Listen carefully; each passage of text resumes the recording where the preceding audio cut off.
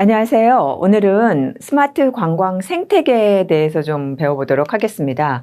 스마트 관광이란 무엇인가를 좀 먼저 보시고, 스마트 관광 기술, 그리고 스마트 관광 생태계, 그리고 스마트 관광 생태계의 대표적인 사례라고 할 수 있는 구글 생태계와 트립 어드바이저의 생태계에 대해서 한번 좀 보도록 하겠습니다.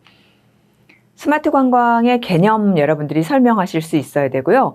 또 스마트 관광 기술이 어떤지, 또 생태계가 어떻게 생겼는지, 또 특히 이제 우리가 그 사례로서 구글과 트립 어드바이저 두 개를 보지만, 트립 어드바이저에다가 좀 초점을 맞춰서 트립 어드바이저가 어떻게 변화해 왔는지 그 변화의 사례까지 좀 한번 보도록 할 테니까, 그거를 하고 나면 여러분들이 해야 될 일은 이렇게 변화한 기업이 성공하는구나. 그럼 우리는 어떻게 변화해야 될까? 이런 고민을 좀 해주셨으면 좋겠습니다.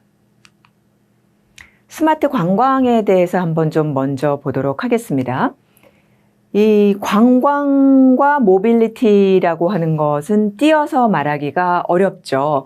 이 사회과학 분야에서 새로운 모빌리티, 뉴 모빌리티의 패러다임이 나오면서 이제 최근에는 버추얼이라든지 아니면 창의적인 여러 형태의 새로운 여행이라든지 아니면 물리적인 여행과 이 버추얼 여행과의 결합이 이루어지고 있는 게 사실입니다. 그리고 이제 현대 모빌리티와 여행이 밀접한 이유는 과거의 안정을 추구하던 그런 정착주의적인 관점에서 이제는 모빌리티 패러다임으로 변화해 가면서 새로운 기술을 받아들여서 우리가 물리적으로 이동하지 않아도 가상으로 이동할 수 있는, 그리고 물리적인 이동의 이전에 가상의 이동이 가능한, 또 그러한 여러 가지 그 AI, 그 관광에 있어서의 데이터를, 빅데이터를 AI로 처리해서 딥러닝에 의해서 개별적인 어떤 그 여행 프로그램을 만들 수 있는 그런 시대가 왔습니다. 그래서 개별화된 여행이 가능하고, 그것에 근거해서 이 여행 사업도 온디맨드 경제로 돌아가고 같이 참여하고 있는 그런 실점입니다.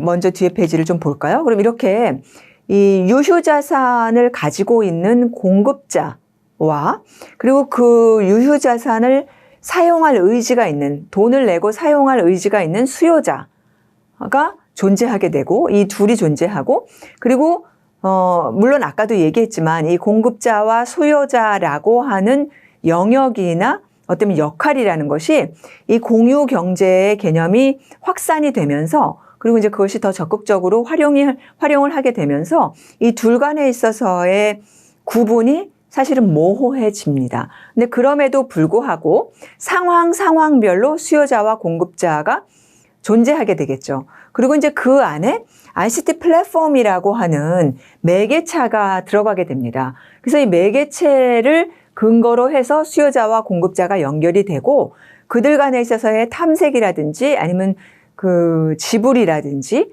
그리고 이제 그런 것들에 대한 책임, 그리고 이제 신뢰의 어떤 근거를 마련을 하게 되는 거죠.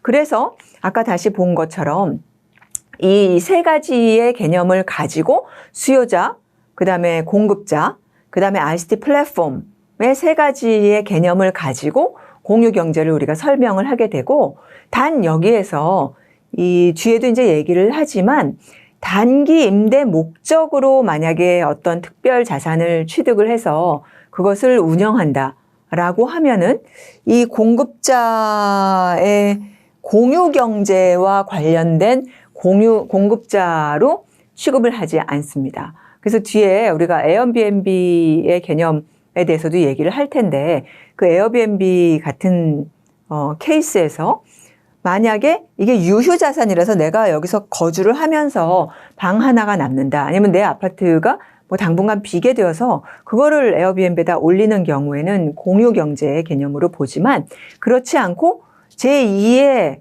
어떤 주택을 사서 그것을 에어비앤비 목적으로만 다 활용을 한다라고 하면은 그걸 우리가 공유경제의 대상으로 포함시키지 않는다라고 보시면 됩니다.